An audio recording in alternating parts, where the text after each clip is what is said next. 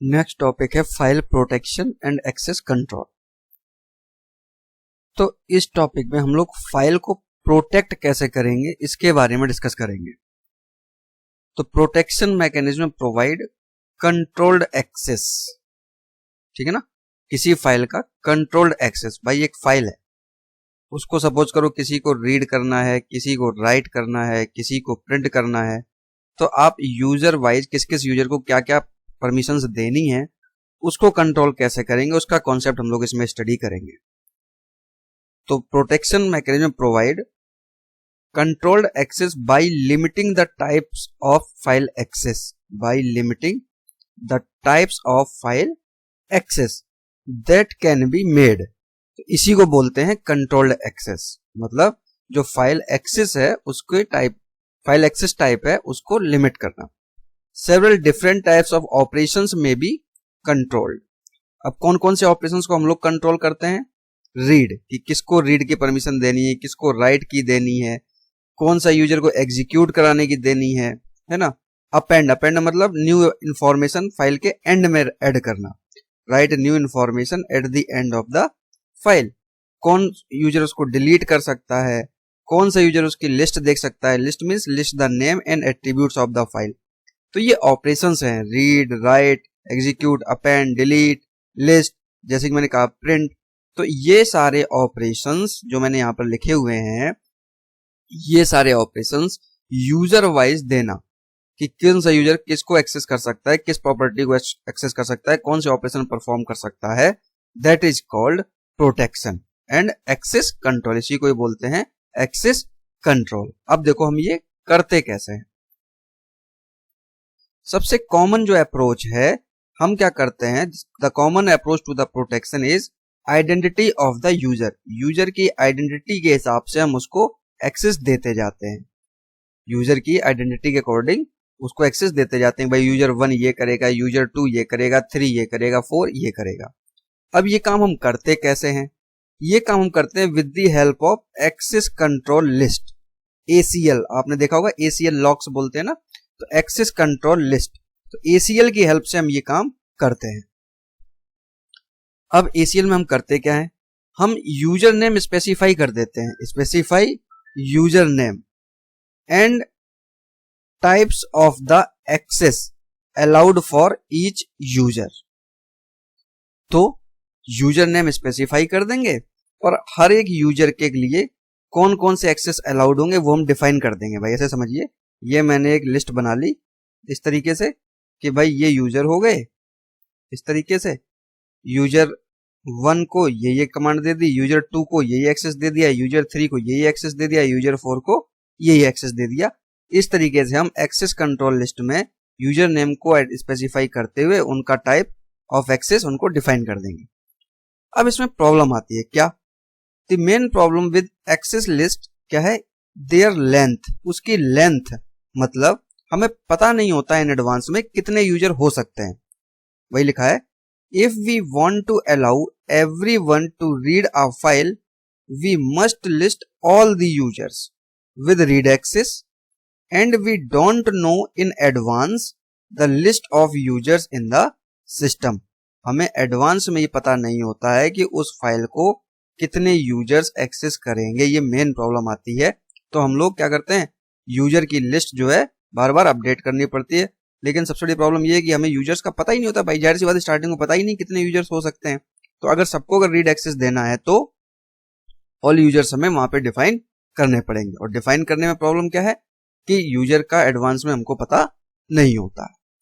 अब इस प्रॉब्लम को रिजॉल्व किया गया, this problem can be resolved by condensed version of the access list. ये जो हम एक्सेस लिस्ट लेते थे ना, कंट्रोल एक्सेस लिस्ट ACL, इसी का एक वर्जन आया जिसको नाम दिया गया condensed version, condensed version of the access list. इन्होंने क्या कहा कि आप यूजर वाइज मत करिए, यूजर का क्लासिफिकेशन कर दीजिए, यूजर्स का क्लासिफिकेशन। और वो 3 कैटेगरी में किया गया। क्या, कौन कौन से? देखिए, एक तो ओनर, कि उसका फाइल का ओनर क्या है, तो ओनर मतलब the user who created the file is owner. इसके बाद ग्रुपिंग कर दीजिएगा, create group for the set of users need similar access. और बाकी बचे यूजर हो गए यूनिवर्स, इसको बोलते हैं क्या, रिमेनिंग यूजर्स। अब देखिए एक फाइल है F1, ठीक, तो एक तो ग्रुप हो गया हमारा ओनर का, एक कैटेगरी होगी ओनर की कि कौन कौन से ओनर हैं, उनके लिए क्या परमिशन आप देंगे। तो ओनर्स के लिए सारी परमिशन आप एक जगह डिफाइन कर दीजिएगा, ठीक, और जो भी नया यूजर अगर आएगा तो आप उसी कैटेगरी में एड ऑन कर दीजिएगा। तो ओनर हो गया कि कौन उसका ओनर होगा, एक कैटेगरी वो हो गई। इसके बाद आपने ग्रुप बनाया, ग्रुप 1 सिमिलर नीड्स या सिमिलर एक्सेस, ग्रुप 2, ठीक, ग्रुप बना लिए बहुत सारे। तो ग्रुप 1 में सपोज करो आपको जितने भी यूजर्स होंगे जिनको भी रीड या राइट की परमिशन देनी है वो सारे ग्रुप 1 में डाल दिए। सपोज अगर किसी को रीड और प्रिंट की परमिशन आपको देनी है वो सारे आपने डाल दिए ग्रुप 2। अगर किसी को अपेंड और डिलीट की देनी है तो वो दे दिया आपने ग्रुप 3। इस तरीके से आप ग्रुप बना लीजिए और बाकी के बचे हुए जो यूजर्स हैं वो आ गए यूनिवर्स की कैटेगरी में, ठीक। तो अब देखिए आपका यूजर बढ़ेगा तो जो यूजर नया आएगा उसमें बस ग्रुप ऐड ऑन कर दीजिएगा कि उसको कौन कौन सी परमिशन चाहिए, उस परमिशन से एसोसिएटेड ग्रुप कौन सा है उस ग्रुप में उस यूजर को ऐड कर दीजिएगा। ओनर अगर सारी एक्सेस चाहिए, ओनर का एक्सेस चाहिए तो ओनर वाले ग्रुप में डाल दीजिए, है ना। तो ये 3 कैटेगरी बन गई, या तो ओनर होगा या सिमिलर एक्सेस के आपने जो ग्रुप बना रखे हैं उस टाइप के वहां पे आप यूजर को डाल सकते हैं और आपका एक बाकी बचे हुए यूजर यूनिवर्स में आ जाएंगे। अब आप इनको अथॉरिटी एक्सेस डिफाइन कर दीजिएगा कि इन यूजर्स को आप कौन सा एक्सेस दे रहे हैं, ओनर को आप कौन सा एक्सेस दे रहे हैं और ग्रुपिंग जो आपने बनाए हुए हैं उस ग्रुप में आप कौन कौन से एक्सेस आप दे रहे हैं। तो इस तरीके से कंडेंस वर्जन में इन्होंने यूजर का 3 क्लासिफिकेशन बना दिया कि ओनर को आप बना दीजिएगा, एक ग्रुप बना दीजिएगा, जो सिमिलर एक्सेस वाले हैं उनके ग्रुप बना दीजिएगा, ग्रुप वाइज आप एक्सेसिबिलिटी दे दीजिएगा और बाकी बचे हुए यूजर वो यूनिवर्स की कैटेगरी में आ गए। तो इस तरीके से हम क्या करते हैं, किसी एक फाइल पे जो हमें ऑपरेशंस डिफाइन किए गए हैं उन ऑपरेशंस के हम लोग एक्सेस को कंट्रोल कर सकते हैं, ठीक। तो इस तरीके से आपका ये जो टॉपिक था file access, file protection and access control, तो ये आपका टॉपिक यहाँ पे कंप्लीट होता है।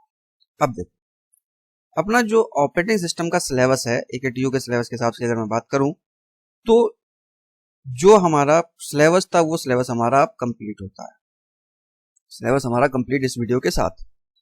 अब जो मैं यूनिवर्सिटी पेपर के सॉल्यूशंस देता हूं हर एक वीडियो में, तो पेपर्स की जो लिंक है सॉल्यूशन, अगर पेपर के लिंक की बात करूं, पेपर की लिंक आपको सभी वीडियोस के डिस्क्रिप्शन में मिल जाएगी।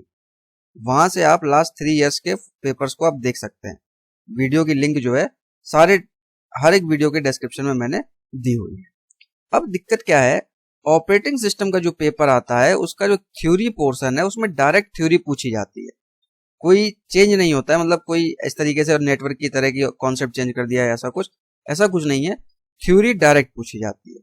और जो न्यूमेरिकल्स आते हैं उस न्यूमेरिकल्स में भी कोई बहुत ज्यादा दिमाग नहीं लगाना पड़ता है, सीधे सीधे न्यूमेरिकल्स आते हैं कुछ कैटेगरी, जैसे कि मैं आपको एक्सप्लेन करता हूं। अगर आपको डिस्क शेड्यूलिंग में आया तो सीधा सीधा क्वेश्चन आएगा, है ना, ये disk scheduling scan C scan जो भी है उसको करिएगा। अगर डेडलॉक से आया तो सीधा सीधा आपका बैंकर्स एल्गोरिथम से आ जाएगा, है ना, नीड पूछ ली सेव स्टेट में है या नहीं है। इसके बाद अगर शेड्यूलिंग से आया तो राउंड रॉबिन हो गया, जैसे कि है ना FCFS हो गया, SGF हो गया, उसमें से डायरेक्ट क्वेश्चन आते हैं। आप पेपर्स देख लीजिएगा, जो वीडियो की लिंक मैंने दी हुई है, वीडियो के डिस्क्रिप्शन में पेपर की लिंक दी हुई है, आप सारे पेपर देख लीजिएगा। उन सारे पेपर्स को आप देख लेंगे तो थ्योरी के पोर्शन तो हम ऑलरेडी सारे कवर कर चुके हैं।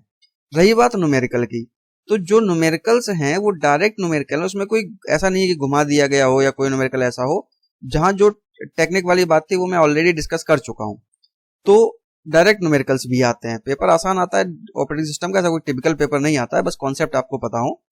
तो इसके पेपर्स का सोल्यूशन मैं अभी फिलहाल तो इस मूड में नहीं हूं कि पेपर के सोल्यूशन की वीडियो दी जाए, क्योंकि आपका नेसेसरी टाइम वेस्ट करने से कोई फायदा नहीं है। मैं वही बताऊं, थ्योरी में वीडियो 3.1 देख लो, 4.1 देख लो, उससे कोई फायदा नहीं है। आप डायरेक्ट पेपर्स देख लीजिएगा, उसमें से थ्योरी क्वेश्चन आप देख लीजिएगा और न्यूमेरिकल्स आप करके देखिएगा। जो न्यूमेरिकल्स मैंने कराए हुए हैं सेम उसी टाइप के हैं, बस वैल्यूज चेंज होंगी, है ना। तो आप न्यूमेरिकल्स भी करके देख लीजिएगा। फिर भी अगर आपको किसी पेपर में किसी पर्टिकुलर क्वेश्चन पे या कहीं कोई डाउट आता है तो आप कमेंट सेक्शन में डाल दीजिएगा। कमेंट में सारे पढ़ता हूं और उन कमेंट्स में अगर जो नेसेसरी रिप्लाई होगा मैं दे दूंगा। और अगर किसी पर्टिकुलर क्वेश्चन पे सोल्यूशन की जरूरत पड़ेगी तो फिर मैं आपको वीडियो बना के प्रोवाइड कर दूंगा। तो इस तरीके से हमारा ऑपरेटिंग सिस्टम का सिलेबस जो है वो यहाँ पे कंप्लीट होता है। इसके अलावा आपको ऑपरेटिंग सिस्टम में कुछ चाहिए तो कमेंट बॉक्स में प्लीज डालिएगा, I will respond. Okay, thank you.